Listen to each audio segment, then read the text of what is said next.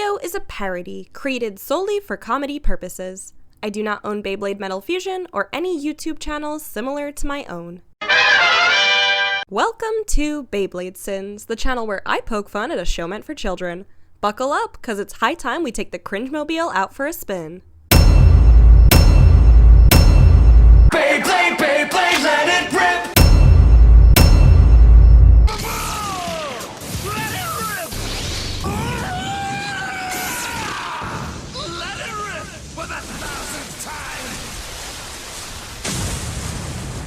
Benkei doesn't take any safety measures to control the direction of the tree's fall.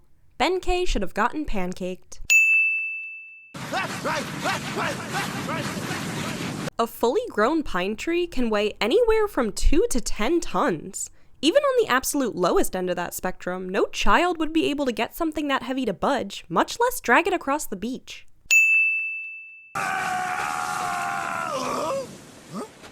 Crabs? Benkei appears shocked to find crabs on the beach, in their natural habitat. On top of that, Benkei stops before he actually looks down and notices the crabs. Oh! Mad Gasher?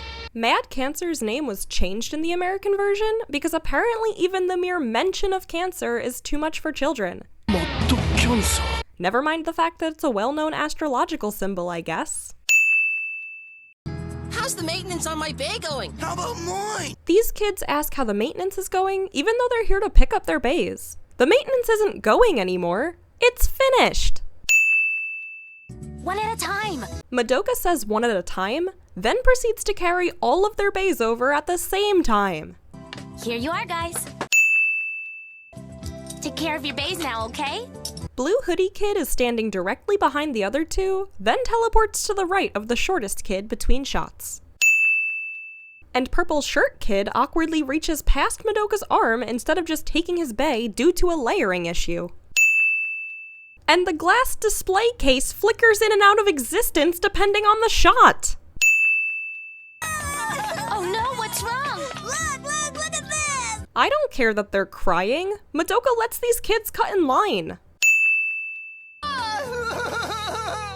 Jenga must be a sympathetic crier, as these exaggerated sobs clearly belong to him. What a terrible thing to do! It's unforgivable!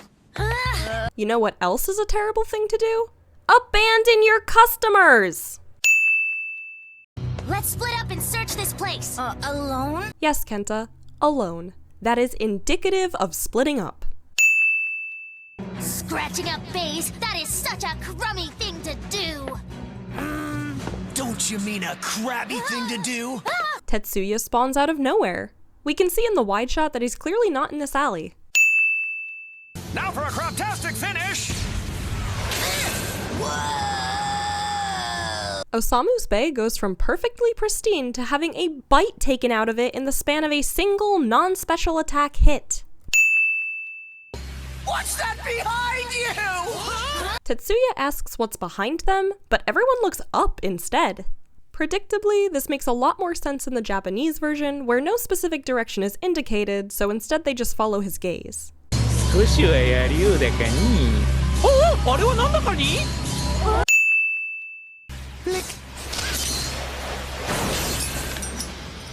We've seen bays smash through entire rocks without losing any spin, yet a tiny pebble is all it takes to throw Sagittario completely off balance. Sagittario!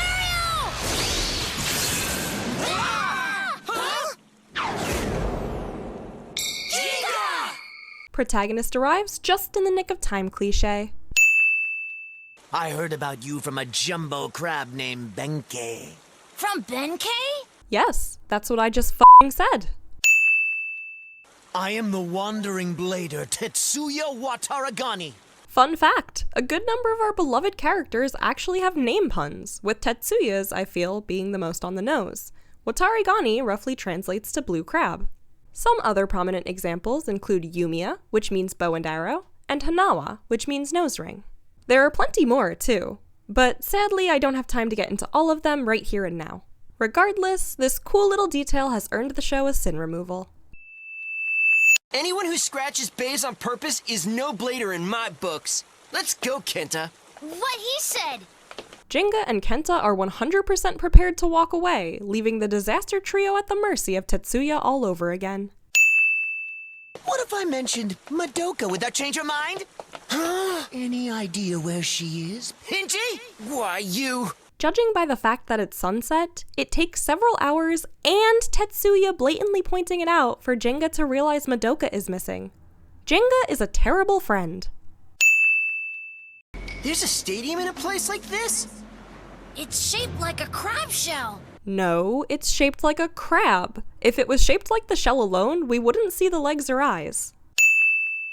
You want points? As if points are for bipeds. Huh? Tetsuya says points are for bipeds, despite the fact that he too is a biped. I don't care how much he scuttles around, he's still using only 2 legs to do it. Alright, Jenga wins! Oh yeah! Kenta and/or Akira must have farted because Osamu, who was directly behind them, suddenly distances himself. You never said it! Why didn't you just listen to the words in my mind? Huh? Look at their faces! I freaking love Tetsuya, man! But also, Tetsuya is clearly just making up the rules as he goes along. If he loses again, what's to stop him from claiming that it was actually a best 3 out of 5? A best 4 out of 7? A best 5 out of 9? There's no guarantee that he'll give Madoka back at all, even if he loses again, so Jenga may as well just go back to searching on his own.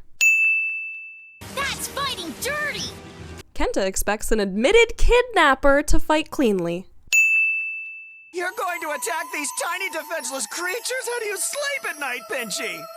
Tetsuya calls an animal with a shell defenseless. Krabby? Tetsuya Wataragani. Just what is this joke of a battle? Hey, I said that hurts! Oh. Stop it! Benkei is like maybe 10 feet away from Jenga and friends, and they're ahead of him, not further to the right, which makes them about equidistant from Madoka. If Benkei can hear her from here, there's no reason for Jenga, Kenta, Osamu, Takashi, and Akira to have missed her yelling. That is what a Beyblade's all about! Jenga says that's what a Beyblade's all about, which makes it sound like he's talking about a single bay rather than the sport as a whole. If you practice, you'll become stronger too, Wataragani. Ekison foreshadows that he's a fake friend by mispronouncing Tetsuya's last name. I'm Taraba, a blader following a warrior's path. A lot of the extras in MFB are voiced by main characters. It's often laughably obvious, and I make a sin out of it, but I decided to cut Ekison some slack because we haven't met the character he impersonates yet. Sadly, the same cannot be said for Discount to Cheyenne here. Screen time or not, this is too egregious to overlook. Huh? Ekison! The stadium completely disappears. And no, it's not this patch of ice. The shape is completely different from the one we saw earlier. What's that? Huh? Okay, I could maybe buy that he trained the crabs to respond, but how the heck does whistling activate the mud? Cheering, friendship, claw clicking, they aren't any help! The way Tetsuya says claw clicking here sounds very much like something else that would get me demonetized. Jenga, remember Kyoyo's special move? Kyoya's move? Lion Gale Force Wall! Thank you, Kenta! Kyoya continues to be useful even when he's not present. This isn't a sin, I've just got a glazed Kyoya quota and we haven't quite met it yet for this vid. The mud is... Mud clearly gets flung in every direction, but somehow only lands on Tetsuya. If I lose, I won't tell you where Madoka is! What did you say? That's the opposite of what you said before! Kenta would be great at Beyblade sins. It's Madoka! It's Benkei! Jenga and Kenta gasp like they didn't see Benkei until just now, even though he should have been spotted at the exact same time as Madoka. So it is true! You told him about Jenga! No, Kenta, stop it! You're wrong! Benkei is the one who saved me! Okay, but those things aren't mutually exclusive. Benkei could have told Tetsuya and saved you. In fact, we later find out that that's exactly what he did. Okay, you understand now, right? Gasher's extended performance tip automatically retracts between shots. Or it's stabbing through Madoka's hand right now. You decide. Oh, look! Is that a space crab? Huh? There's nothing there. Ah! Every single person here falls for this! Man, he sure talks to himself a lot. I don't get that guy. Kenta spent the vast majority of episode 1 talking to himself. Kenta is a hypocrite. What? But that's not fair!